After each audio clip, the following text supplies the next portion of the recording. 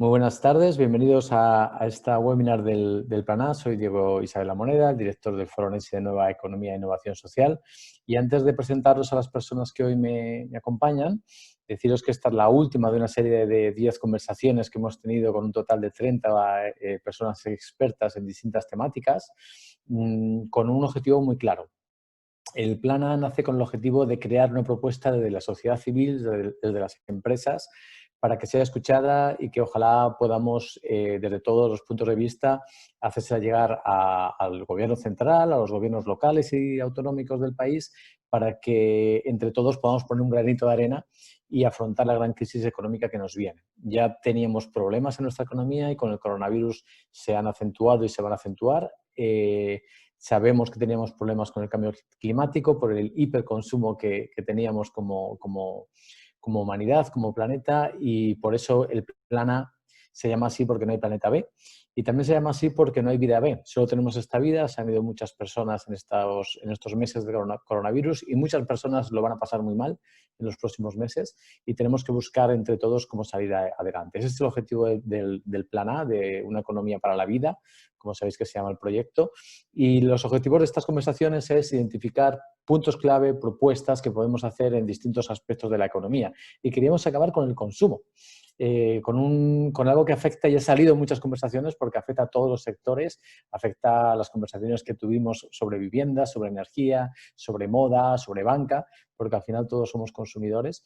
Y hoy vamos a tratar una webinar con un título muy sugerente, Consumo consciente en tiempos de inconsciencia. Yo creo que el título per se dice muchísimo. Voy a saludar a nuestros invitados de hoy brevemente antes de explicaros cómo lo vamos a abordar. En primer lugar, Amaya Presteguía, experta en consumo ético de la OCU, de la Organización de Consumidores y Usuarios. Muy buenas tardes, Amaya. Hola, buenas tardes. Muchísimas gracias, Diego, por la invitación y hola a todos los asistentes. Es genial contar con Amaya porque además con Amaya y con la OCU hicimos el año pasado el Foro Orense un estudio donde seguramente nos traerás cositas que salieron apuntes sobre el futuro del consumo, sobre hacia dónde va el consumo. También tenemos hoy con nosotros a Domiciano Curiel, a Domi, palentino como yo. Tenemos a dos palentinos en una conversación, eso no es muy frecuente. Domi es presidente de la Asociación de Trabajadores Autónomos de Castilla y León y además es pequeño comerciante porque tiene dos tiendas de moda masculina en Palencia. Muy buenas, Domi. Estás en silencio, Domi. Pues son cosas de palentinos, no os Sí, sí, preocupéis. bueno, es que la tecnología es una deficiencia de los pequeños autónomos, ¿sabes? Pero bueno, muchísimas gracias por la invitación. Es un placer estar con todos vosotros bueno, pues un abrazo muy fuerte a todos los que estáis haciendo este movimiento tan importante que seguimos hace mucho tiempo y a toda la gente que nos está escuchando, ¿verdad? Desde Palencia, con el corazón, un abrazo muy fuerte para todos. Muchas gracias, Domi. Y por último, pero no mucho menos que los demás, Rodrigo Javier Salas. Rodrigo es director de comunicación, identidad corporativa y negocio responsable de Leroy Merlin. Muy buenas, Rodrigo. Hola, ¿qué tal? ¿Cómo estáis? Pues nada, me sumo a los agradecimientos de los otros compañeros de panel y demás. Y para nosotros pues es un placer poder participar con nuestro punto de vista o bueno, nuestras reflexiones a este tema que creo que era muy importante antes de la crisis, pero creo que va a acelerarse muchísimo su importancia, ¿no? Y un montón de cambios en los próximos meses y incluso más allá, ¿no? Antes te escuchaba perfecto, ahora tenías un poquito de sonido. No sé si igual has tocado algo en el sonido o alguna cosita, si lo puedes revisar. Pero bueno, vamos ahora vamos viendo. No nada, pero bueno, lo miro a ver. Bueno, yo creo, vamos, pero se te escucha bien, ¿eh? No hay problema. Bueno, pues la primera pregunta que tengo para vosotros, desde vuestro punto de vista, cada uno desde el personal y desde el profesional, ¿no? Porque tenemos a Amaya, que de alguna forma está muy cerquita de los consumidores, tenemos a Domi, que vive lo que es ser autónomo, un comercio de proximidad, y tenemos a Rodrigo, que está en una gran superficie, que aborda un sector muy concreto. La primera pregunta es, con esta crisis del coronavirus, tenemos una oportunidad para repensar qué es eso de consumir y cómo queremos consumir y cómo queremos vivir. ¿Cómo está afectando al consumo el coronavirus? ¿Qué expectativas o qué creéis que va a pasar en las próximas semanas y meses? ¿Y a qué retos nos enfrentamos? Empezamos, si quieres, por Amaya, para que nos des un poco el punto de vista desde los consumidores. ¿A qué nos enfrentamos, Amaya? Bueno, pues a ver, nos enfrentamos antes de nada, yo creo algo que es bastante evidente, que es que han aumentado muchísimo los consumidores vulnerables en España. Ya teníamos 1/3 de personas que estaban en riesgo de pobreza y ahora mismo eso ha aumentado mogollón. Entonces, esto es lo primero de todo. Tenemos personas que lo están pasando francamente mal, que en temas de consumo esto se traduce también en su consumo diario. Personas que no lo están pasando tan mal, pero que tienen miedo y que pues han dejado de consumir, están ahorrando, están intentando cambiar sus patrones. Según nuestras encuestas, hasta un 30% de las familias en España, por ejemplo, han perdido dinero ahora durante el confinamiento, ¿no? Y luego también yo creo que nos ha modulado un poco las preocupaciones. Por supuesto, el tema de la salud, que es bastante obvio, pero luego en temas de sostenibilidad, por ejemplo, aparte del cambio climático, que ya venía muy, muy fuerte, yo creo que sí que hemos percibido la importancia de tener un medio ambiente sano para tener también nosotros salud. O sea, hemos hecho muchos este enlace en la cabeza, que es muy interesante, y luego han surgido con mucha fuerza preocupaciones sociales como el desempleo, yo creo, como la pérdida de tejido económico, el apoyo al sector primario o el apoyo a las tiendas de proximidad, a la solidaridad con los pequeños comercios y con los autónomos, que se ve que son los que peor lo están pasando durante la crisis y seguramente los que peor lo van a pasar. Por un lado, yo creo que se juntan como muchos sentimientos encontrados, también positivos. También hemos visto, por ejemplo, este tema de la cohesión social, de la ayuda mutua, que se ha despertado en mucha gente, que si puedes ayudar a tu vecino, ayudes. Pues no sé, por ejemplo, aquí en Madrid, todos los grupos que han salido por WhatsApp de ayuda mutua en los barrios, ¿no? A nivel muy hiperlocal, pero muy interesante este movimiento, que yo creo que de ahí surgirá también seguramente un movimiento el día de mañana. Y en cuanto a retos, pues la verdad que yo creo que seguimos con los mismos retos de siempre, que son cómo conseguir hacer una transición justa para las personas y que sea buena para el planeta. Y luego ya, bajándolo un poquito más a nivel de consumo, para mí el mayor reto que tenemos ahora mismo es empezar a medir los impactos de nuestro consumo, porque no hay datos. No hay datos. Hasta ahora hemos estado hablando de responsabilidad social, pero no es eso lo que nos interesa. Lo que nos interesa es saber si compramos en un pequeño comercio, cuál es el impacto, si compramos en una gran superficie, cuál es, pero más allá también de eso, más allá de qué compramos o dónde, nuestros propios hábitos y nuestras propias decisiones tienen un impacto tremendísimo y muchas veces no somos ni conscientes. Para eso, por ejemplo, ahora desde OCU, la semana pasada justamente sacamos una calculadora de huella ecológica que lo que pretendemos es eso, poder dar una herramienta a los ciudadanos para que puedan medirse sus propios impactos, poder aprender. O sea, yo creo que hay que empezar mucho desde la pedagogía. Primero hay que pensar, darte cuenta de que puede haber un impacto en tu forma de consumir y luego ya dar alternativas. Bueno, pues has tocado un montón de temas, ¿no? Muchos colectivos vulnerables que lo van a hacer más gente que lo va a pasar mal, el tema de conexión entre salud, medio ambiente, incluso economía y consumo, cosas positivas como esas redes de proximidad de apoyo que han surgido que quizá ya no existían en las ciudades. Desde vuestro punto de vista, Rodrigo, desde el punto de vista de una superficie como la vuestra, que además sois un gran empleador, ¿qué retos afrontamos en el consumo y en todo lo que ha traído el coronavirus? Bueno, yo creo que hemos vivido una turbulencia enorme marcada por la crisis sanitaria, que es lo que ha provocado pues, lo que hemos vivido en los últimos 2 meses y medio, 3 meses. Y esto al consumidor, bueno, pues le ha producido, por razones de fuerza mayor, cambios de comportamiento muy importantes. En nuestro caso, lo que estamos viendo es claramente que lo digital y el e-commerce, y no solamente a nivel de compras, sino a nivel de relación, las relaciones humanas, cómo trabajamos, el teletrabajo, cómo nos relacionamos con nuestros familiares, amigos, con las marcas, con todo, ha pegado un acelerón a nivel digital impresionante y esto yo creo que se va a quedar. Es decir, obviamente no nos vamos a quedar todos 100% en casa, pero yo creo que hay cosas que van a perdurar a nivel de digitalización y de una sociedad que va a ser diferente en ese sentido, ¿no? Por otro lado, también existe pues un cierto miedo o un cierto todavía recelo de los consumidores pues a la hora de desplazarse o a la hora de acudir a determinados centros, a determinados puntos de venta, con lo cual yo creo que es muy importante todo lo que tiene que ver con la seguridad, con la salud, con la garantía de protección ante la pandemia en el corto plazo y, bueno, en general, la salud de los consumidores y de las personas que vengan a tu comercio, ¿no? Entonces yo creo que esto va a producir unos cambios que a nosotros algunos nos vienen bien, a la gente que se dedica al mundo del hogar, porque lo que se está produciendo es un efecto de cocooning. Lo que esperamos nosotros estamos creciendo a dobles dígitos desde que se han abierto las tiendas. Estamos creciendo como nunca lo habíamos hecho, y esto no solo en España, sino también en Francia y otros países. Es como que la gente estaba contenida en casa, les dan una presa, ¿no?, de un pantano, se rompe la presa y sale todo el mundo como loco. Y bueno, pues tenemos una perspectiva de una campaña de verano que para nosotros es importantísima, pues enormemente sorprendente, ¿no?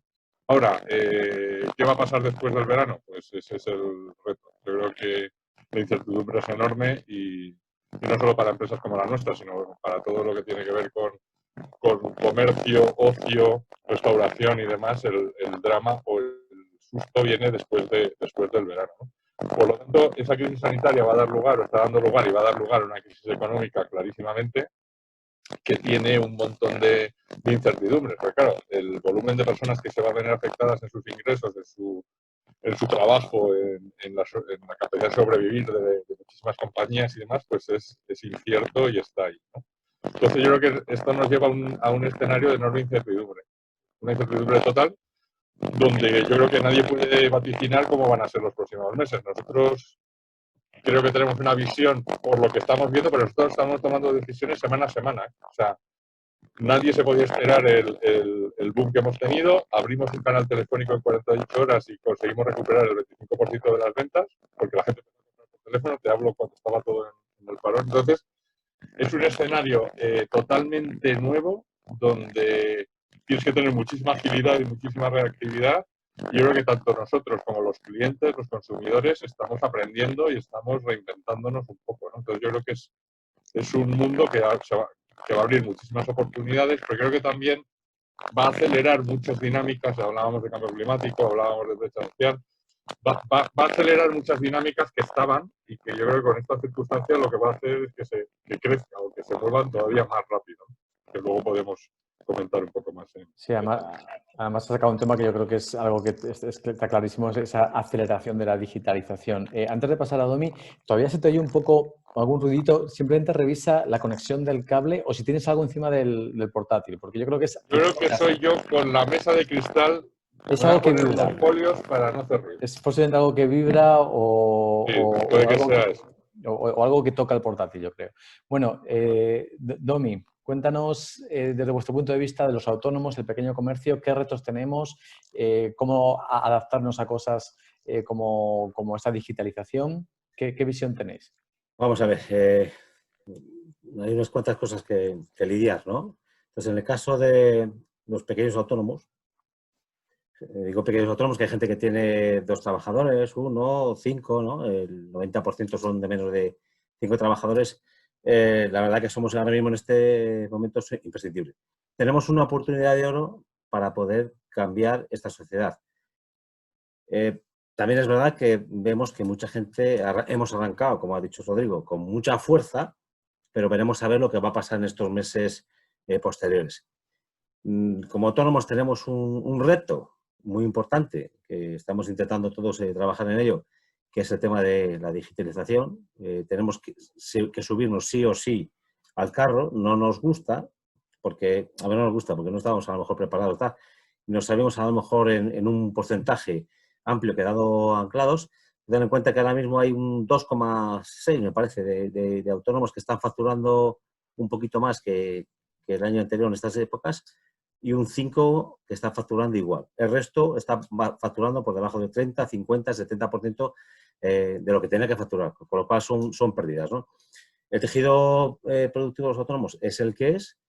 Sí que es verdad que la gente se ha concienciado de lo que puede ser el comercio de proximidad, que tiene una importancia tremenda. Y bueno, lo que pasa que lo que decía Rodrigo ahora mismo, todos somos conscientes de que tenemos una crisis económica.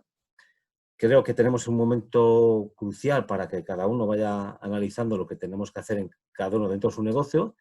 Tendríamos que ir de la mano, todos, ¿no? Tanto consumidores como grandes superficies, en el caso de ellos, para salir de todo esto. Creo que todos somos imprescindibles en un momento, porque esto es un tema muy global, ¿no? Y además el movimiento de Nessi lo sabemos, que es una crisis global muy complicada, y aquí tenemos que salir todos de la mano juntos, grandes y pequeños, ¿no? Y a partir de aquí, la capacidad de consumo que tenga cada persona es limitada, y fomentar el consumo, que es importantísimo en estos momentos. Es complicado cuando a alguien le está diciendo que viene una crisis, y entonces cuando se acaben todas las ayudas estatales, las ayudas de las comunidades y demás, vamos a ver la cruda realidad que podemos tener. Y hay otra cosa que hay que señalar, que yo me llevo peleando con los políticos de la comunidad mucho tiempo, y que incluso con gente a pie de calle, ¿no? Que vemos establecimientos abiertos, pero eso no quiere decir que estén sobreviviendo. Hay muchos establecimientos, cerca de un 75%, que están en pérdidas. O sea, se está trabajando, pero se está en pérdidas, no se están cubriendo los gastos. Gente que ha trabajado durante la pandemia, carniceros y demás, panaderos, pero que no estaban cubriendo sus gastos, porque no podían acogerse a esa cese de actividad, porque era una actividad primordial, ¿no? Entonces, estas cositas hay que valorarlas. Esto dará luego para mucho más tema de hablar, mucha más profundidad, pero la realidad es esa. Entonces, la gente puede tener ahora mismo un pequeño impacto visual, decir, bueno, pues esto estamos en una nueva normalidad, que a mí es un concepto que no me gusta nada, porque de normal no tiene nada, y de nuevo sí, pero es un cambio de era.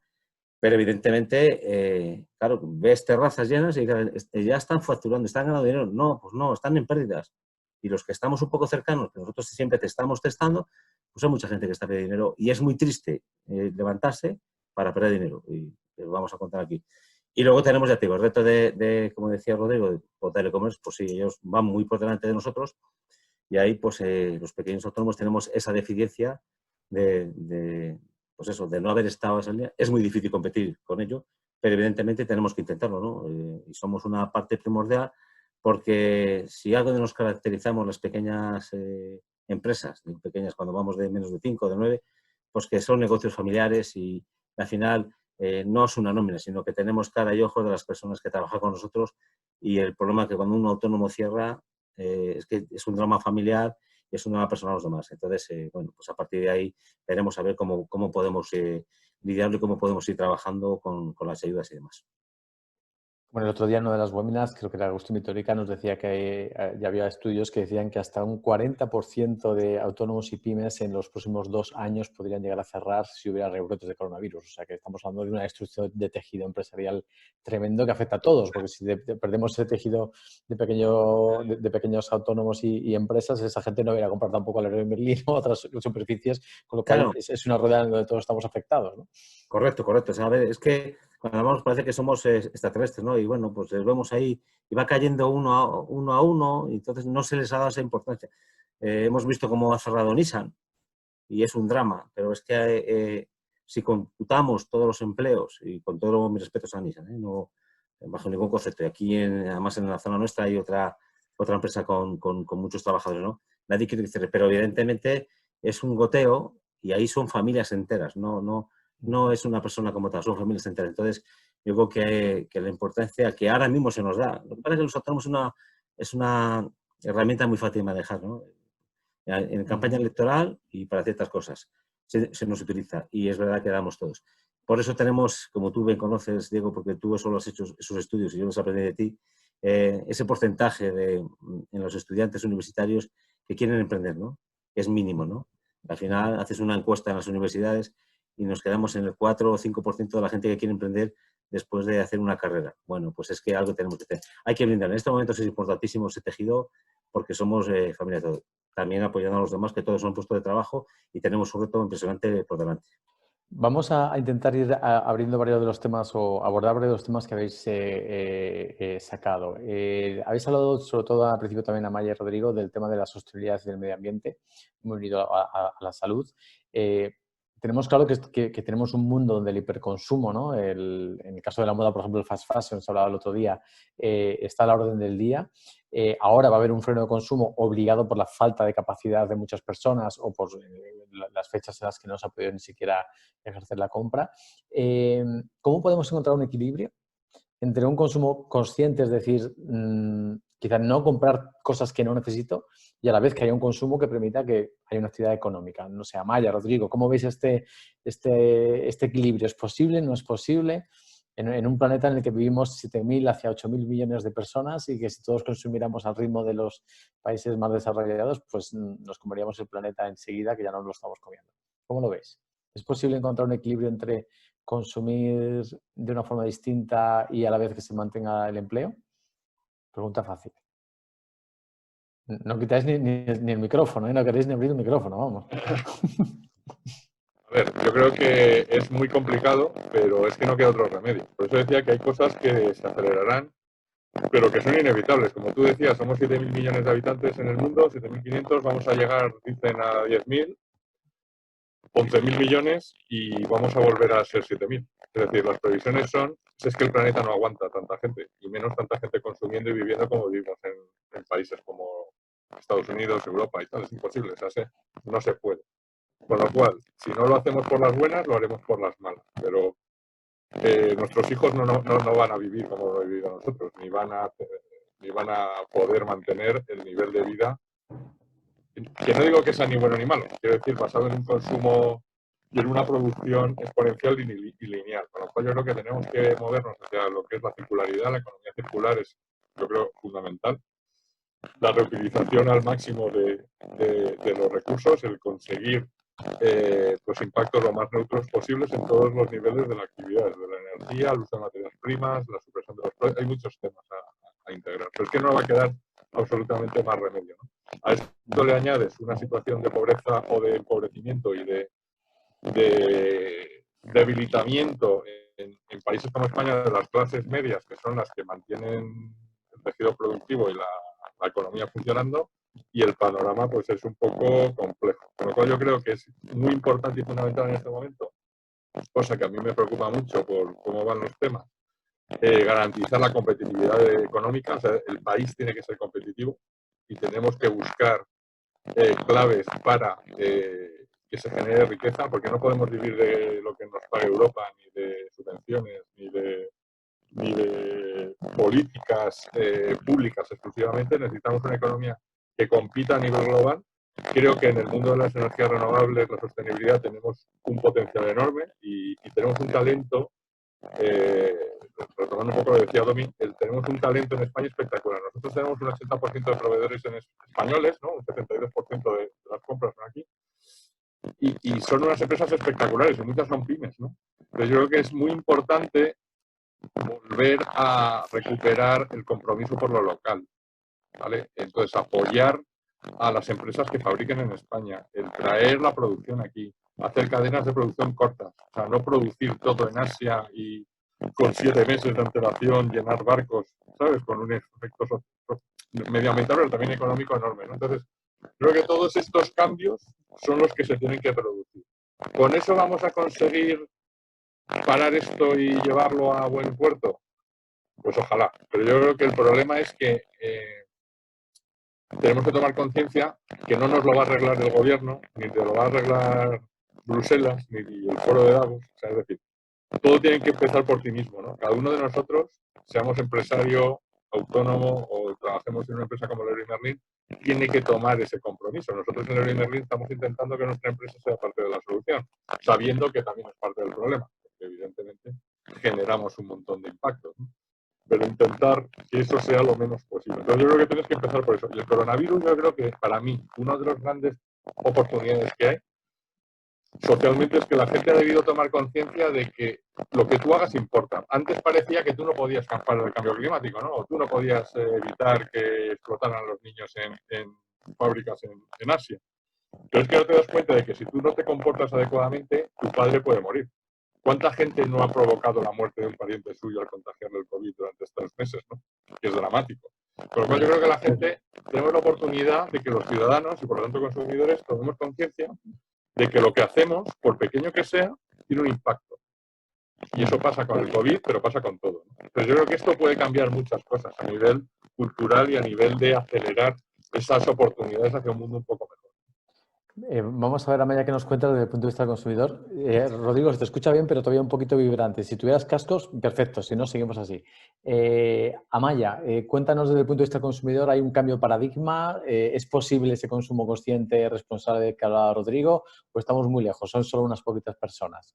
Bueno, a ver, efectivamente no son todas las personas. Yo creo que ahora mismo cuando hablamos del consumidor nos equivocamos. Hay distintos tipos de consumidor, distintos perfiles. Según el estudio que hicimos el año pasado, sabemos que hay un 25% de españoles que ni les preocupa en absoluto los temas de sostenibilidad, ni medio ambiente, etcétera.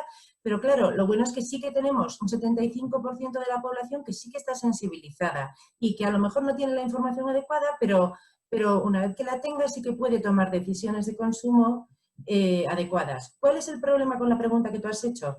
Que para a mí, o sea, me ha tocado el corazón porque es la pregunta más difícil que se puede hacer porque confluyen, o sea, es la colisión de dos cuestiones, de dos atributos de sostenibilidad, porque por un lado dices, hay que consumir menos para respetar los límites materiales del planeta, es obvio. No podemos seguir consumiendo al ritmo que estamos consumiendo, pero también sabemos que, claro, ese consumo está moviendo la economía y está movilizando el trabajo, está movilizando el empleo. Y si a eso le sumas el tema de la automatización, que a mí me preocupa muchísimo también, del futuro del trabajo, de las grandes empresas que bueno, que ya existen, o sea, ya era una tendencia que estaba, ¿no?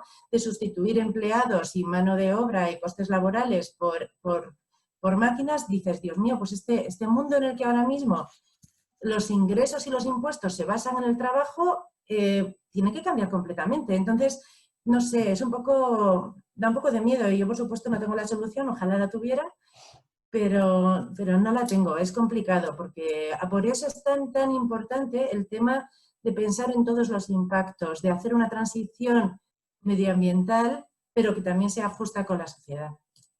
Fíjate, voy a ir trayendo algunos comentarios, preguntas que hay, ¿no? Por ir teniéndolos en la mesa, porque están vinculados. Hay quien dice qué medidas fiscales o de promoción se podrían hacer para fomentar un consumo razonable y penalizar el excesivo. Hay también quien nos habla, lanzamos a alguien una pregunta para Maya, que es sobre la perspectiva del consumo de productos ecológicos. O sea, ya la gente nos está preguntando qué se podría hacer en esta línea. No lo sé desde el punto de vista de los autónomos. Domi, si quieres añadir algo a lo que han dicho Rodrigo y Maya bueno, sobre la sostenibilidad, el consumo local, etcétera. Sí, la verdad que yo estoy de acuerdo con los dos, ¿no? Con Rodrigo, que estamos en una economía circular y nos tenemos que apoyar como, aunque sea competencia, ¿no? Pero bueno, no mía en particular, pero de autónomos de empresas como la suya, ¿no?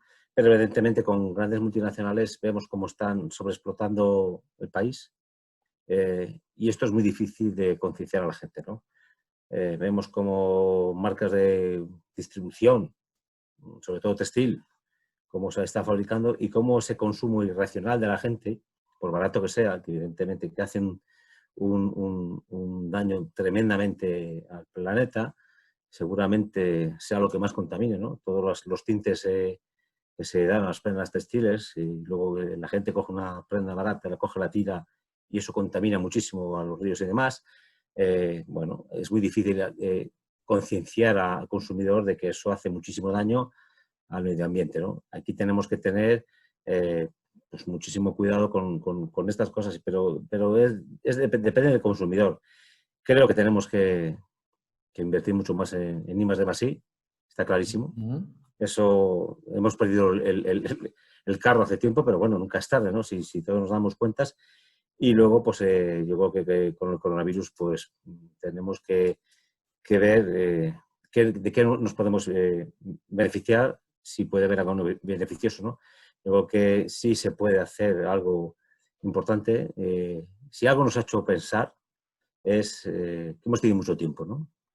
Y mucha gente ha hecho cuentas. Y lo que nunca se había hecho pequeños autónomos, ¿no? Porque estabas en esa actividad frenética de hacer cosas, pues ahora te has parado a hacer tus cuentas de explotación. Por eso la estadística esa que se decía, un 10% igual no levantaba la persiana, porque estamos viendo a ver si son rentables o no rentables, volver a abrir. Y luego es verdad que, bueno, que hay que hacer cuentas también aquí todo el mundo quiere jubilarse, y eso no puede ser. España es un país envejecido, Castilla y León mucho más, y hay que dar vuelta. Se lo debemos a nuestros mayores, se lo debemos a la gente que trabaja, a nuestros hijos y demás. Como decía bien Rodrigo, nuestros hijos no van a vivir igual que hemos vivido nosotros. No sé si será mejor o peor, diferente total, pero no van a vivir igual. Y aquí hay que ponerse las pilas todos. Y que yo hablo con mucha gente en estas zonas nuestras y digo, no sé si me jubilo, pero bueno, es que tu jubilación la paga alguien. Vamos a ver si nos ponemos a trabajar todos por algo sostenible, de verdad. Y luego la sobreexplotación al planeta me parece vergonzoso.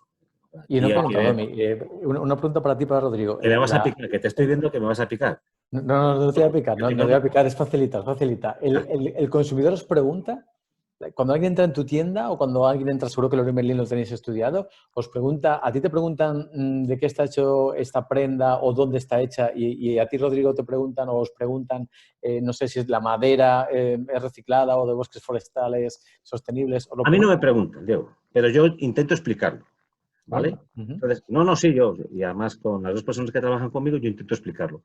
Y el Made in Spain, bueno, pues es más caro, no lo sé, sí, bueno, veremos a ver. Pero hecho aquí, quiero decir que hay unas certificaciones de calidad, de ANOR y demás, de aguas residuales, que no se hacen en otros países, ¿no? Entonces, eso hay que explicarlo sí o sí, cuando hay las prendas, porque también es verdad que muchas veces nos habíamos olvidado de explicar, ¿no? Yo ya tengo mis añitos y yo cuando empecé en esto se explicaba todo, el producto, las cremalleras, no sé qué, no sé cuál, ¿no? Bueno, pues ahora la gente va y a lo mejor no quiere que le expliques. En el comercio de proximidad sí se explica, o hay que intentar explicarlo, y es una cosa de los que nosotros hay que, yo lo digo a todos nosotros, tienes que, ese valor añadido, ¿por qué vale esto más o menos? Bueno, hay que explicarlo bien. Otra cosa es que el consumidor no lo quiera saber, ¿eh? Y en vuestro caso, Rodrigo, porque es interesante lo que has traído, ¿no? Yo preguntaba si os preguntan y Domi dice que en su caso intentan explicar. No sé vosotros cómo lo veis esa parte o no sé si intentáis explicar o no. Sí. Nosotros tenemos una gama que llamamos ecoopciones, que son productos para el hogar que tienen un impacto positivo, ¿no? Pues tema de madera certificada, productos con poco uso de químicos, pinturas que no producen efectos secundarios a la salud, todo el tema de energías renovables, bueno, agua, el uso del agua y tal. Pues esto supone aproximadamente un 20% de lo que vendemos nosotros. Vamos a ver, yo creo que lo que la gente tiene en este sentido son dilemas. O sea, nadie es perfecto ni nadie es maravilloso a la hora de consumir. A lo mejor te preocupas en gastarte el dinero en poner iluminación LED en tu casa y reducir el consumo energético, entre otras cosas, porque vas a pagar menos y lo vas a amortizar. O en poner placas solares o lo que tú quieras, pero luego vas y compras la ropa en una cadena que sabes que la está fabricando en determinado sitio, pero como tampoco te llega para llegar a fin de mes y tus hijos tienen que ir al cole, pues te gastas el dinero en camisetas a 9 euros, ¿vale?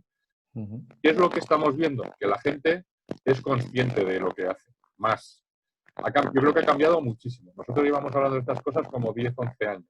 Empezamos a darle fuerte a este tema. Desde que empezamos a hablar de esto, que era nuestro rol era evangelizar y intentar convencer a la gente de que esto era importante, esto ya no es así. Yo creo que muchísima gente, yo creo que cerca del 60 y tantos por ciento, 65% de la gente es consciente totalmente de lo que hace. Y si tú te vas a una tienda y compras una camiseta por 3 euros, sabes que algo mal estás haciendo.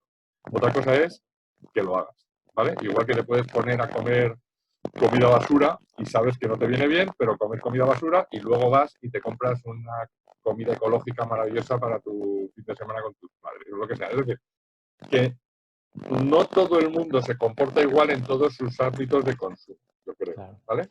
Pero sí.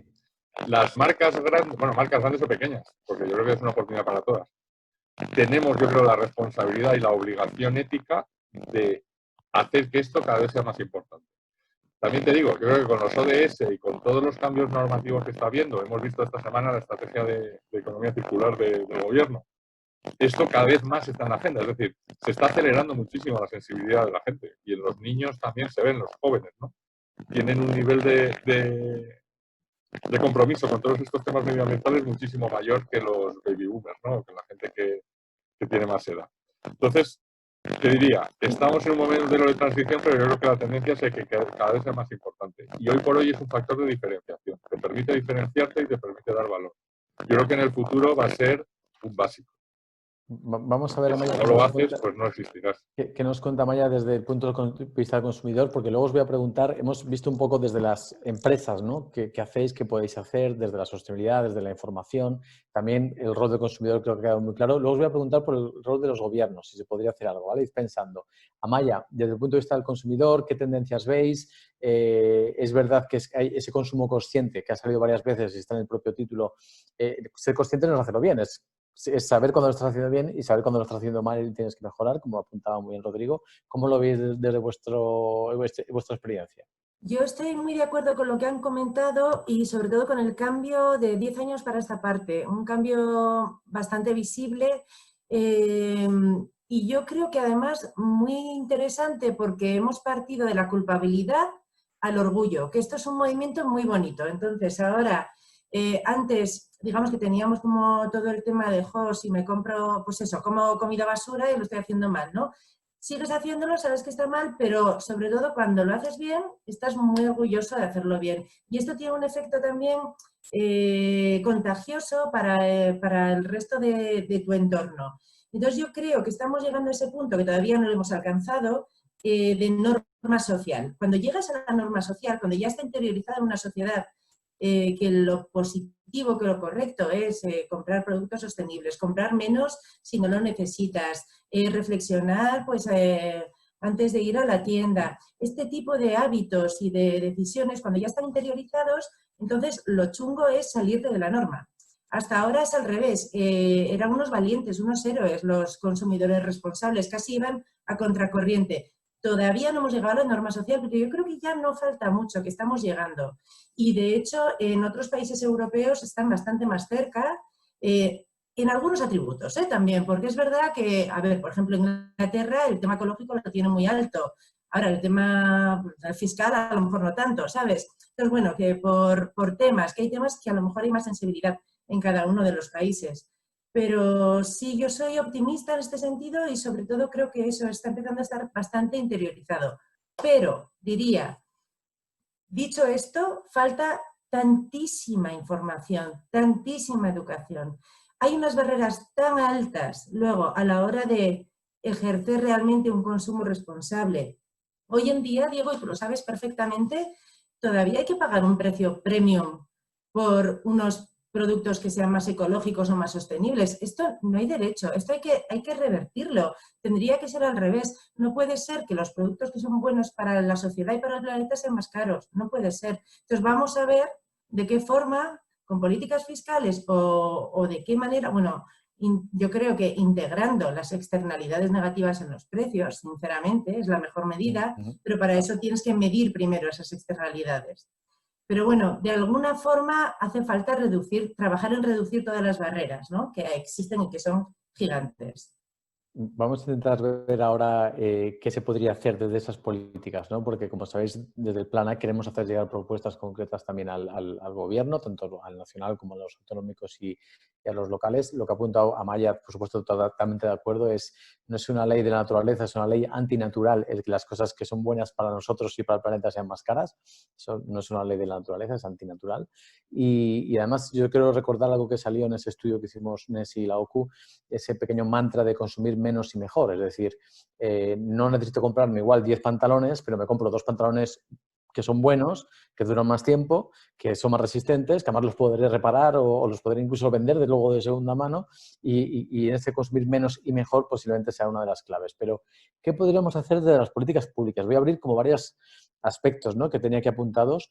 Habéis hablado de fiscalidad, quizás fiscalidad verde, en alguna conversación se ha hablado de una tasa de carbono, que lógicamente va a beneficiar a lo local porque tiene a priori menos transporte. La digitalización.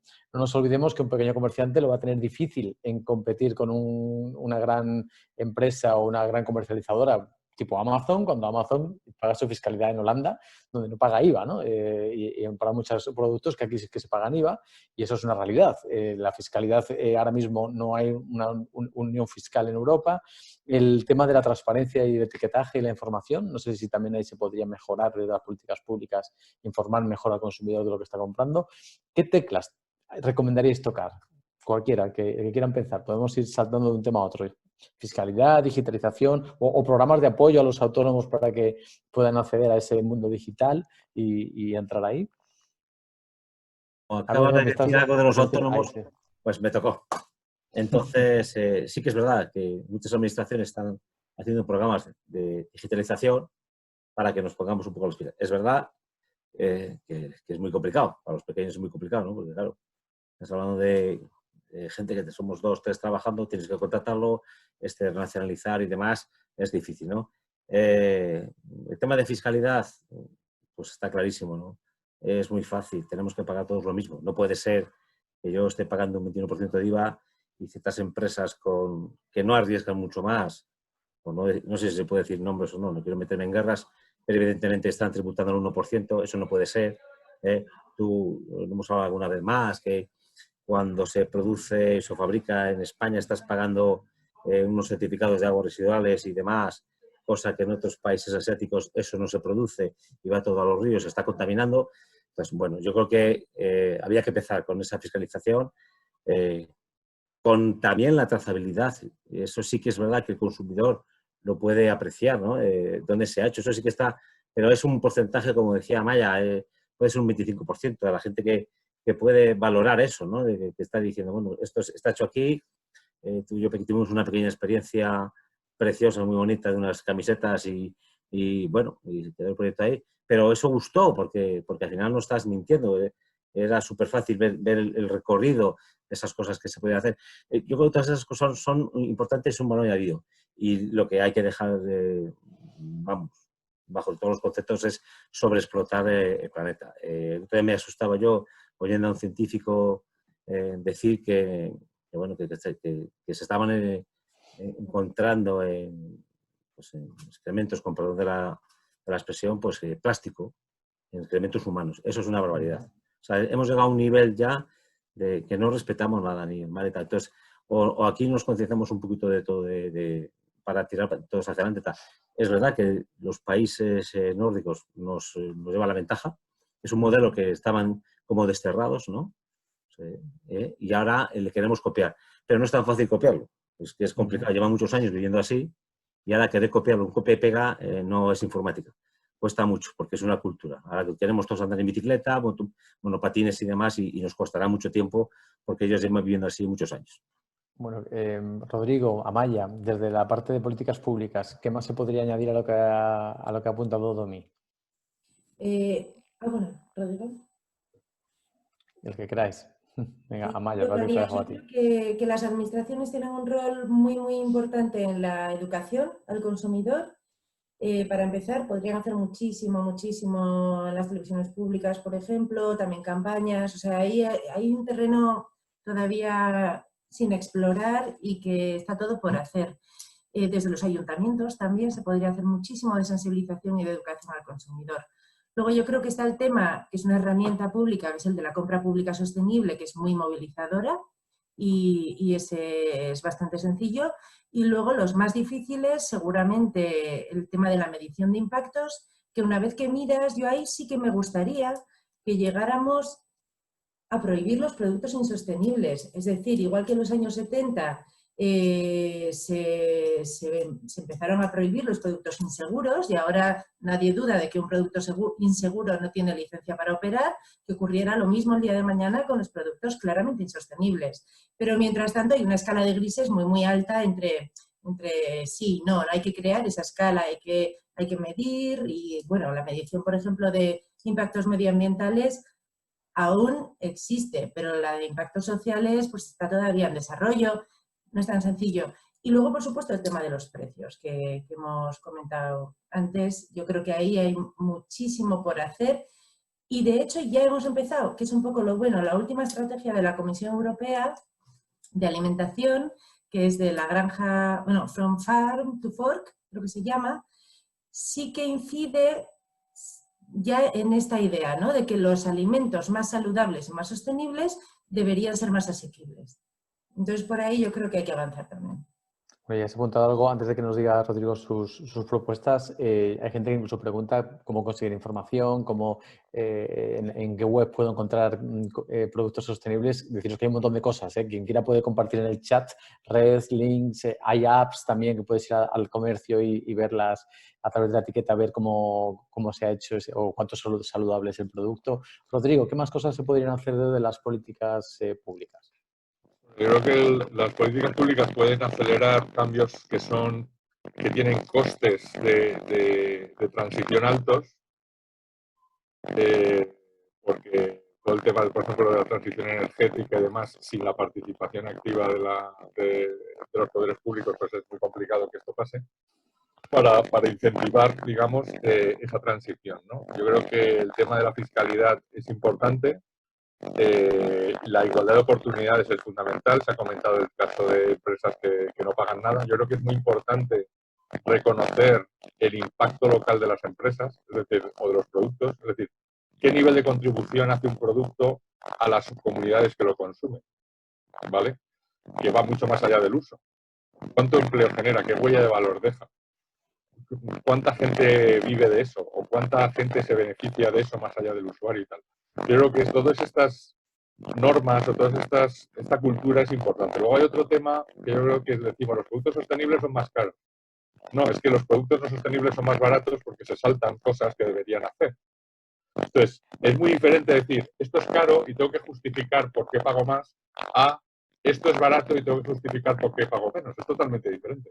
Yo creo que hay, a nivel de concienciación, a nivel de cambio del mindset de la gente, los poderes públicos son muy importantes. Las empresas podemos hacer cosas, pero tiene que ser una acción conjunta. Yo creo que cuando ves los ODS, para mí el más transformador de todos es el 17, las alianzas. O sea, no podemos ir por libre, cada uno por un lado. También lo decía Domi antes. O sea, esto es un esfuerzo que tenemos que ir todos de la mano. Y quien nos puede unir es el gobierno, son las administraciones, ¿no? Quienes pueden promover esa colaboración de alguna manera. Yo creo que eso es importante. Y también fundamental el tema del I+D, es decir, si España tiene que cambiar su modelo económico, tiene la oportunidad de cambiar ese modelo económico hacia una transición más sostenible, energías, fabricación de productos con unos índices de calidad y sostenibilidad, etcétera. Pues ¿por qué no hacemos eso? Eso es donde deberíamos poner el foco, ¿vale? En ese tipo de iniciativas, que no son fáciles, pero creo que es el momento para abordarlo. Me quedo mucho con lo que has dicho, que además has apuntado también a Maya, Domi también dijo antes de la educación y también personas están poniendo en los comentarios. Sería genial que en las escuelas explicaran el valor de comprar local. Es decir, que si alguien compra en la tienda de Domi puede mantener empleos y además ese dinero Domi se lo va a gastar en el bar de al lado y ese bar de al lado, a su vez, ese dinero va a mantener empleos, se lo va a gastar en otra tienda o una panadería de al lado y al final hay un valor, ¿no? Y ya... Yo digo, si me permites, sí. verdad, lo que yo digo, es que hay un problema, ¿no? ¿Qué es lo barato, qué es caro? A ver, porque muchas veces lo más barato es lo más caro, ¿no? Bueno, ya nos dijo Antonio Machado que solo el necio confunde valor y precio. Claro, correcto. Entonces se produce efectivamente. Entonces, bueno, es una de las cosas que tenemos que al consumidor, bueno, pues decirlo, ¿no? Y hay sitios que donde entras y huele a petróleo y son de los que más venden. Entonces, toda esta cultura, bueno, hay que cambiarla de arriba abajo. Y será difícil, será complicado, pero es verdad que tenemos que ir por ese camino, ¿eh? Y desde lo local, ahora que en el coronavirus, al principio comentabais también el tema de las redes de solidaridad cercana, ¿no? Creo que era Maya que nos decía que ha surgido, lo hemos vivido muchos, ¿no? El pequeño comerciante que te llevaba la comida a casa para que no tuviera que salir una persona en situación vulnerable. ¿Qué se puede hacer desde la administración local para fomentar esa cultura de barrio que se ha perdido, esa cultura de ciudad, de entender cómo estamos interconectados unos con otros? ¿No creéis que lo local también, los municipios, los ayuntamientos, las diputaciones también tendrían un rol que jugar? Sí, es fácil. Yo te lo voy a contestar muy fácil, luego ya mis compañeros debaten. Tiene que ser gente muy involucrada en su ciudad y gente que se esté jugando, con perdón de la expresión, si me lo permitís, los cuartos, ¿no? Apostar por tu ciudad, ¿no? Y venderla bien. Muchas veces en estas zonas nuestras, que tú lo conoces muy bien, Diego, tienes gente que trabajando en cultura y demás, y en turismo, y resulta que no conoces su provincia. Es muy difícil vender algo que tú no conoces. Bueno, primero habría que ser, ¿no? estar ahí, estar conviviendo y demás. Y luego creerse donde tú estás y apostar por lo nuestro. A partir de ahí, bueno, pues igual me matan, pero bueno, creo que nos sobran políticos y nos sobran algunos funcionarios. Y claro, no es lo mismo hacer ciertas políticas cuando no te estás jugando los cuartos a hacer ciertas compras cuando te estás jugando tus cuartos, tu patrimonio, y veremos a ver. Aquí cedo a mis compañeros la parte, que luego me tenéis que la También a lo Se mejor, está calentando Domi, cuidado, ¿eh? A ver, Rodrigo y Amaya, ¿qué opinan sobre las entidades locales? sí, sobre todo entender que realmente una ciudad con un comercio rico y variado es una ciudad muchísimo más viva. Entonces esto es que es bueno para todos, no solamente para la economía, es que para el ciudadano que está paseando, para las familias que tienen su comercio, para la alegría de bajarte a la tienda de abajo y que conoces, o sea, esto hay que conservarlo, sea como sea. Entonces sí, yo creo que ahí los ayuntamientos tienen un rol importantísimo, obviamente, en fomentar el pequeño comercio. Hay herramientas de moneda social, etcétera, que ya son más modernas. Quizás no hace falta llegar a eso, se puede plantear, pero simplemente una sensibilización, un valorar, a lo mejor jugar también con los impuestos, ¿no? de las tiendas y sobre todo entender cuál es el valor que aporta el pequeño comercio a la ciudad. Rodrigo, ¿qué opináis vosotros? Porque estáis en muchos sitios distintos y a veces yo sé que no es vuestro caso, pero hay incluso cadenas grandes que a veces tienen ese diálogo de cercanía con los municipios. Bueno, ¿Cómo lo veis? nosotros somos, a ver, nosotros somos una empresa de origen francés, pero la dirección que hacemos en España, lo que hacemos en España, somos españoles. O sea, eso es muy importante.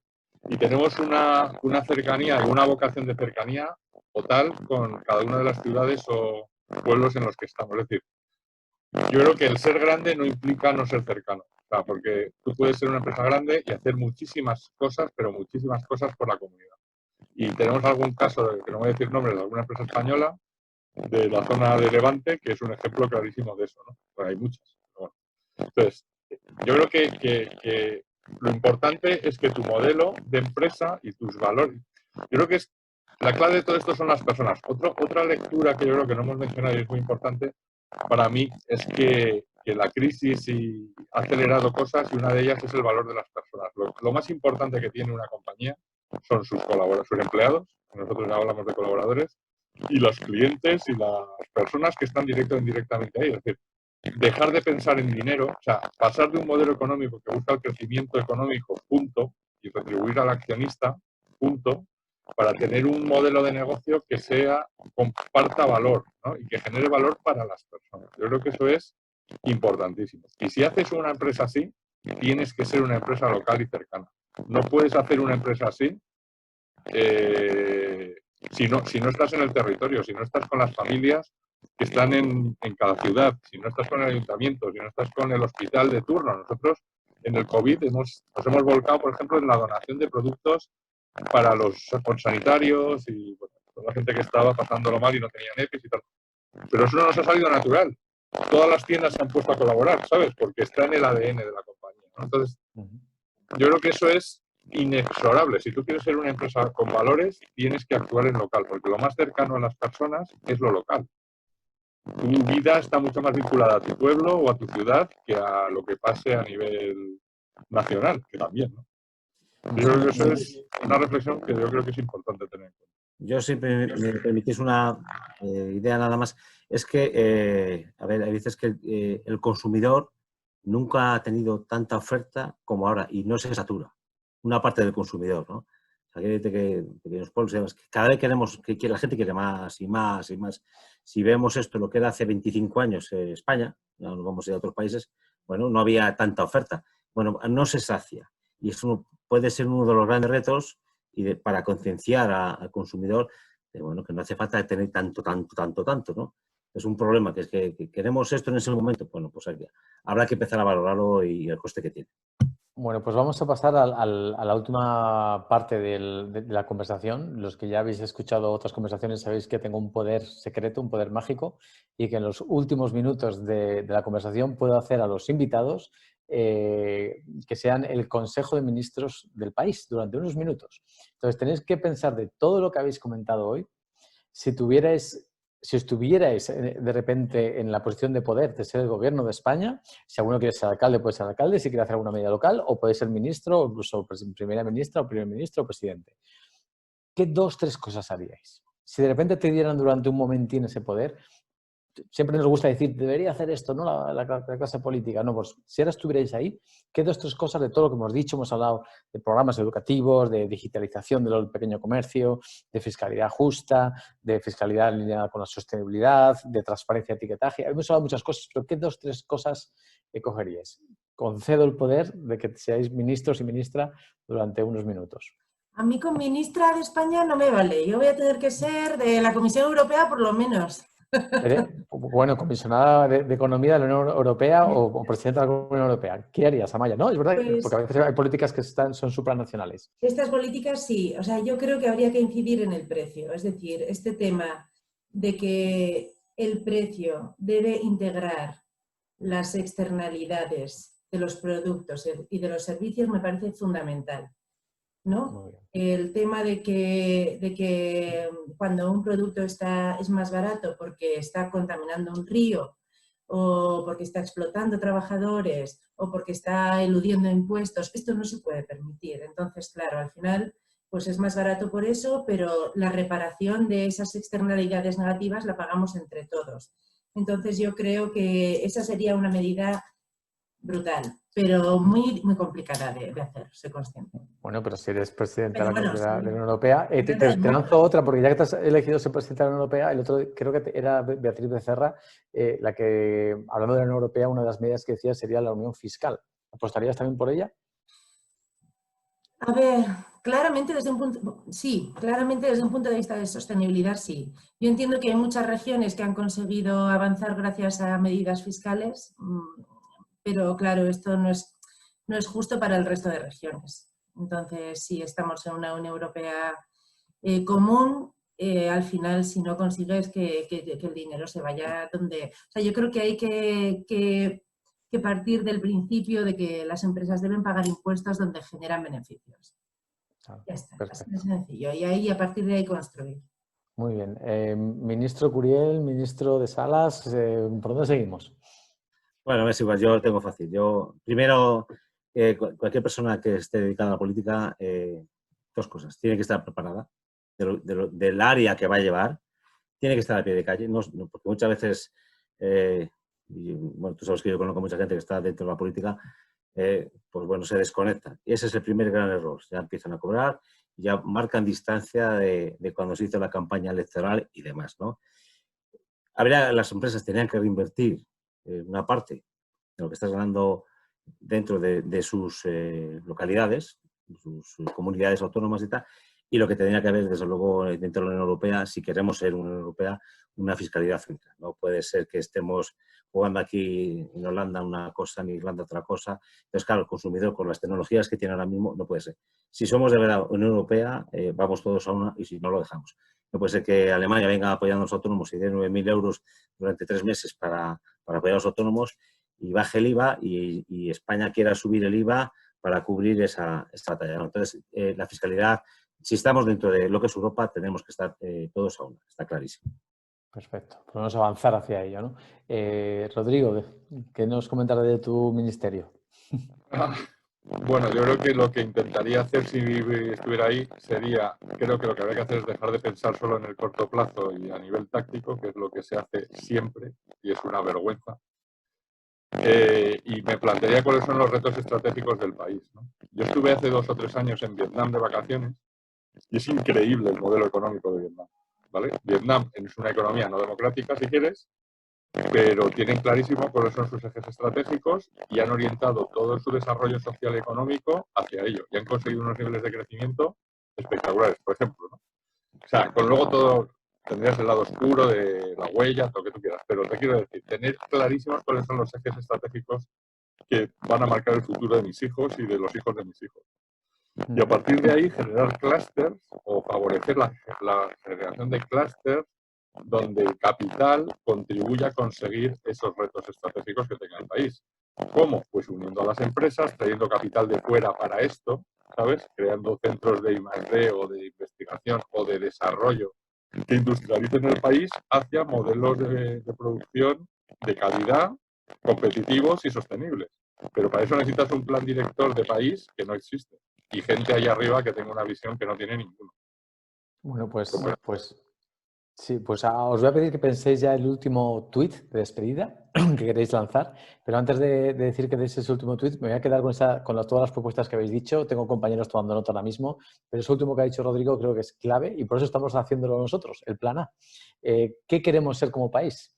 Yo creo que en la primera charla hablábamos de esto y me encanta que acabemos con ello. Si no tenemos claro quién queremos que sea España en el mapa geopolítico internacional a nivel de economía, no sirve para nada ese cortoplacismo que decías, ¿no? Y estoy muy alineado con lo que has dicho. Si queremos apostar por algo, miremos lo que el mundo quiere, las nuevas generaciones, quiere sostenibilidad, quiere una economía al servicio de las personas, como habéis dicho, al servicio del planeta, y no hay ningún país que haya apostado por ello al 100% y lo lidere.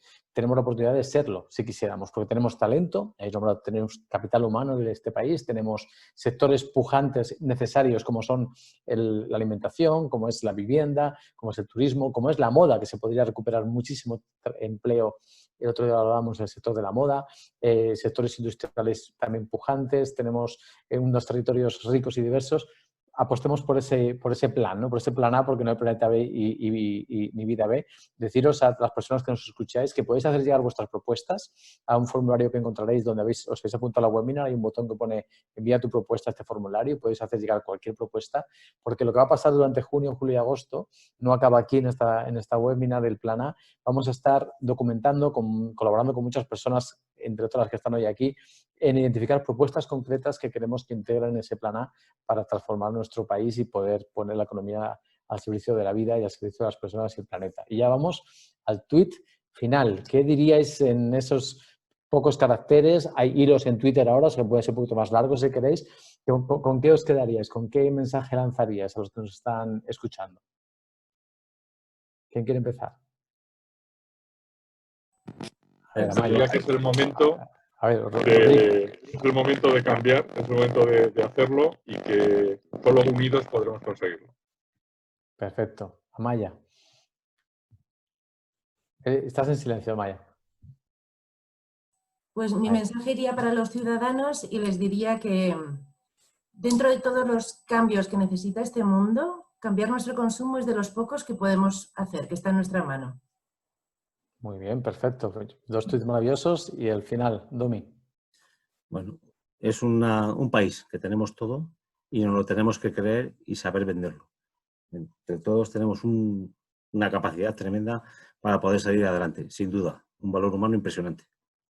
Pues yo creo que nos quedamos con esos tweets finales, con el creernos que como país podemos hacerlo muy bien y invitaros, como he dicho, a todas las personas a que sigáis haciendo llegar vuestras propuestas y agradeceros a los tres, a Maya Pesteguía de la OCU, a Rodrigo Salas del Leroy Merlin, a Domi Curiel desde ATA y desde Palencia, desde sus 2 comercios, gracias a ATA, gracias a ti, Domi. Y bueno, simplemente decir que esto no acaba aquí, que continuamos construyendo el plan A y muchas gracias por haber compartido este rato y estas conversaciones durante estos días con nosotros, a todos los que nos escuchan. Muchas gracias a todos. Un placer estar con vosotros y un abrazo muy fuerte para todos. Un abrazo. Muchas gracias a los 3 y a todos los que estáis escuchando. Chao, chao.